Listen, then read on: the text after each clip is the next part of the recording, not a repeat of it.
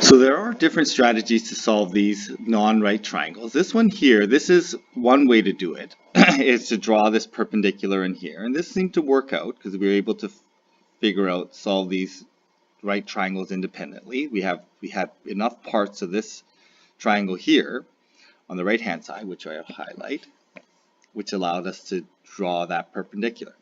Now there are other options in that we could have drawn our perpendicular down here.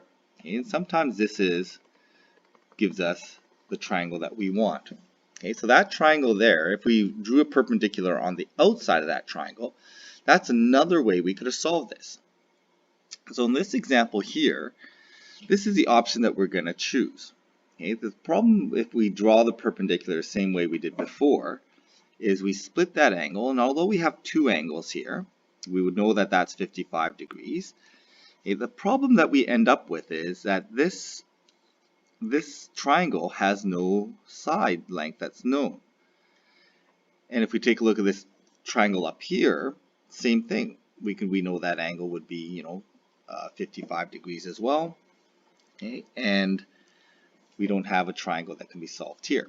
Now this one here, we can actually use some symmetry. That's if we recognize that there's symmetry, we should be able to figure out that this is in fact an isosceles triangle. Okay, so this is a special one.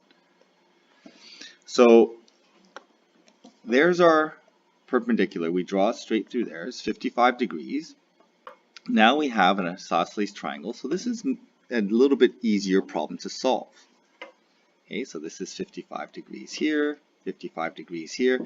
Anytime we see symmetry, we want to be able to use that symmetry. So these allow us then to split up that 19 into 9.5 along here, 9.5 along here. Okay, so this is a nice way to be able to split this up. And the only reason we can do this is because it's symmetrical. Okay, if it's not symmetrical, we don't have this ability to split up that side of 19 into known parts. So once we have that, we can solve these triangles. In fact, these triangles are exactly the same. So x is equal to y. So I'm going to use the 35 degrees, and I'm going to use adjacent side to 35 and hypotenuse. Adjacent hypotenuse is ka, or cosine. So adjacent to hypotenuse is going to be 9.5 to y, and that's cosine of 35 degrees. Okay, because the side I'm using is adjacent to 35. I could have used opposite to 55, but that would involve using the sine ratio. Okay, so solving this, I'm going to punch that into my calculator. I get 0.819. I can solve for y algebraically. Again, just remember that we could solve this as a proportion, 0.819 to 1. We're going to solve that algebraically, so I get y is equal to 9.5 divided by 0.819. Okay, so that's going to end up being 9.5, about 11.597, so I'm going to round that to 11.60.